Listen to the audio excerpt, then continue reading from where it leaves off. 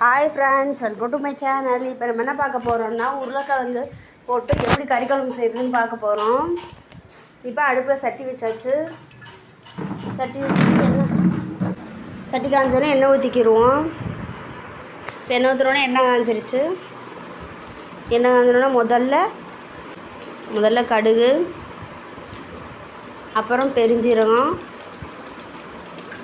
அப்புறம் whole spices போட்டுக்கிடுவோம். போட்டுட்டு அப்புறம் கருவேப்பிலை போட்டு நல்லா பொரிஞ்சு வரட்டும். பொரிஞ்சு வந்தோன்னா லைட்டாக ஒரு கிளறி எழுதிட்டுருக்கோம்.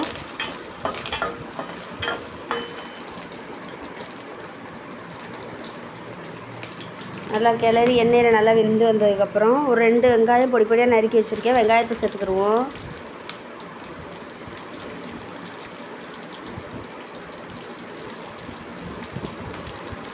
வெங்காயத்தை சேர்த்துட்டு இது லைட்டாக கிளறி விட்டுக்கிடுவோம்.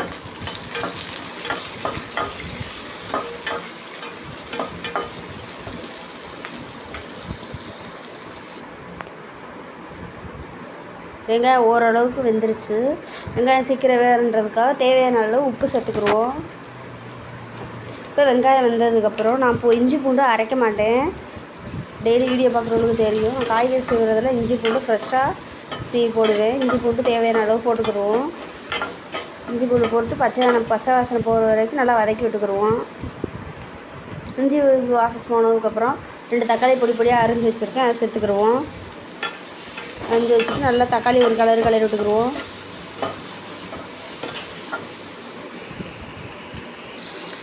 தக்காளி கிளறி விட்டு தக்காளி இந்த அளவுக்கு வதங்கி வந்ததுக்கப்புறம் பச்சை மிளகா சேர்த்துக்கிடுவோம். பச்சை மிளகா சேர்த்துட்டு நறுக்கி வச்சுருக்க உருளைக்கிழங்கு சேர்த்துக்கிடுவோம்.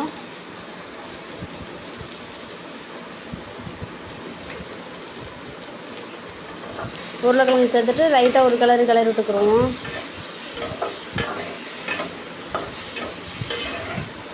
நல்லா தக்காளி வெங்காயத்தோடு நல்லா கலர்ற அளவுக்கு நல்லா ஒரு கிளறி விட்டுக்கிடுவோம்.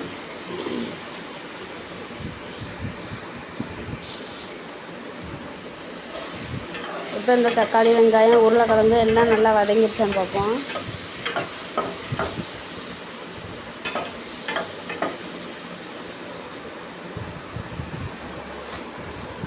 இப்போ உருளைக்கிழங்கெல்லாம் வதங்கிடுச்சு. இப்போ மசாலா பொடி சேர்த்துக்கிடுவோம்.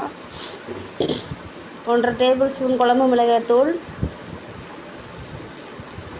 இது சிக்கன் குழம்பு பொடி, ஜீரகப்பொடி, கரம் மசாலா, மிளகு பொடி எல்லாம் சேர்த்துட்டு 1 ஸ்பூன் தேவையான அளவு மிளகாப்பொடி சேர்த்துக்கிடுவோம். 1 ஸ்பூன் மல்லி ஸ்பூன் சேர்த்துட்டு நல்லா ஒரு கிளறி விட்டுக்கிடுவோம். நல்லா அந்த உருளைக்கிழங்கு இதெல்லாம் சேர்ந்து மசாலாவோடு செய்கிற அளவுக்கு நல்லா விரட்டி விட்டுக்கிடுவோம். இப்போ அலசி வச்சுக்க 1/2 கிலோ கறியை சேர்த்துக்கிடுவோம்.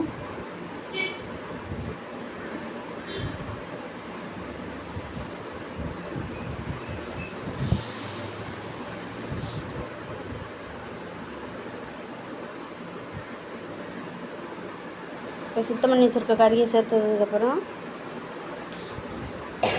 லைட்டாக ஒரு கிளறி விட்டுக்கிடுவோம். நல்லா கறி மசாலாவோடு நல்லா சேர்கிற அளவுக்கு நல்லா கிளறி விட்டுக்கணும். மசாலா பொடி நல்லா தக்காளி வெங்காயம் உருளைக்கிழங்கு இதோடு சேர்த்து நல்லா சேர்கிற அளவுக்கு சேர்த்துக்கிடுவோம். இந்தளவுக்கு நல்லா கிளறி விட்டதுக்கப்புறம் இன்னும் நல்லா மசாலா பொடியோடு கிளறி திருப்பி ஒரு தடவை கிளறி விட்டுக்கிடுவோம். இப்போ ஒரு 1/2 லெமனை நல்லா புளிஞ்சு விட்டுக்கிடுவோம்.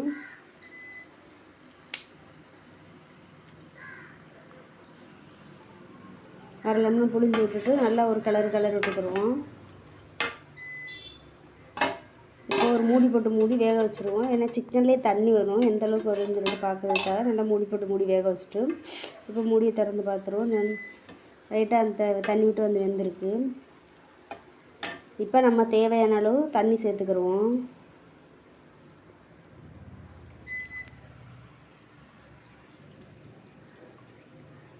குழம்புக்கு தேவையான தண்ணி சேர்த்துட்டு நல்லா இந்த அளவுக்கு கிளறி விட்டுக்கிடுவோம்.